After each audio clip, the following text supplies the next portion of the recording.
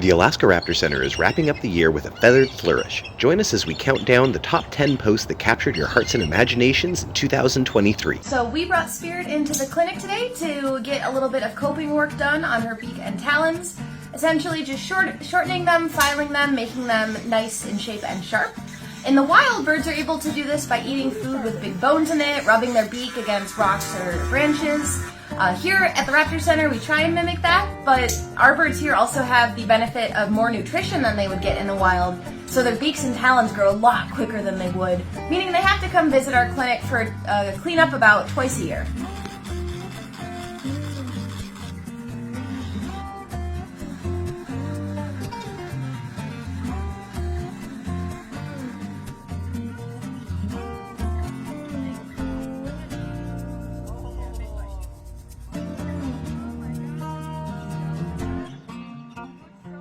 My name is Sheila, this is Rain, and we wanted to tell you why these guys are called bald eagles, even though they have very clearly feathers on top of their head. So it comes from the same root as the word piebald, which is a black and white coloration of a horse, and it's because B-A-L-D-E used to mean silvery white, and it was used to refer to their white head. Yums. And what are you feeding her? So right now I'm giving her tiny little bits of salmon. Her favorite food is salmon eggs, but she won't eat them if they're frozen, so for now she just gets the basics. So this is Spirit, our bald eagle. Did you know that bald eagles have 7,000 feathers on their bodies? And each feather is going to molt throughout the year at some point. Oh my God. And what we do here at the center is we collect those feathers and we send them to the National Eagle Repository in Colorado. That repository then will send those feathers out to native tribes and other wildlife centers like ours to use for educational purposes. One more? Yeah. Think you can do that?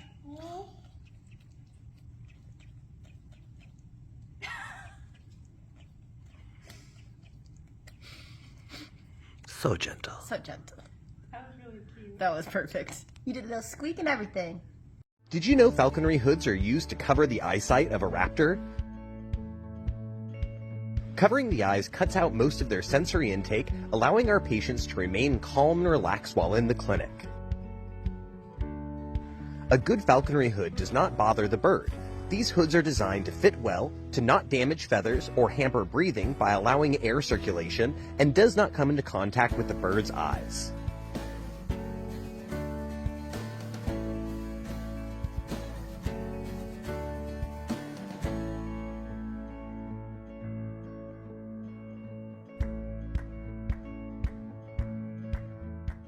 Hi everybody, my name is Sophie and I am an avian care specialist here at the Alaska Raptor Center, and with me I have Spirit, one of our female bald eagles and a permanent raptor in residence here at the Alaska Raptor Center.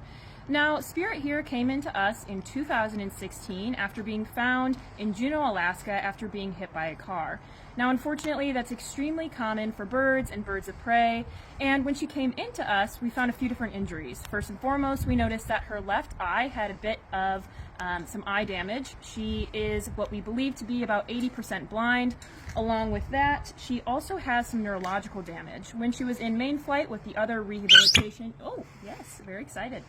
With the other rehab eagles, we found that her processing was delayed by about 30 seconds, give or take. She wasn't flying away when the birds would come at her. She wasn't reacting to her food being dropped in front of her quickly enough. And so, there you go, good girl.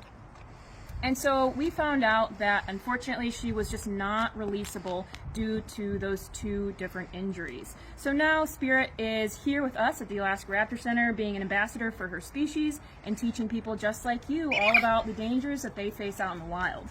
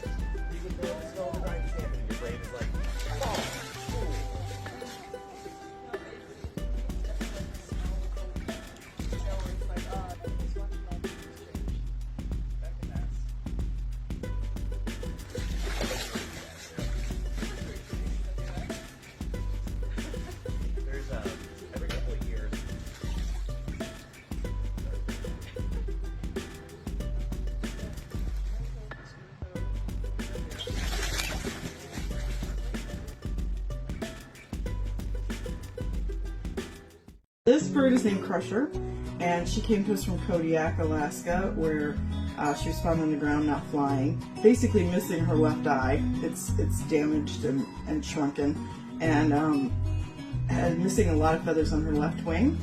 Otherwise, she seems perfectly fine. She's very strong and just thin, so we're just feeding her.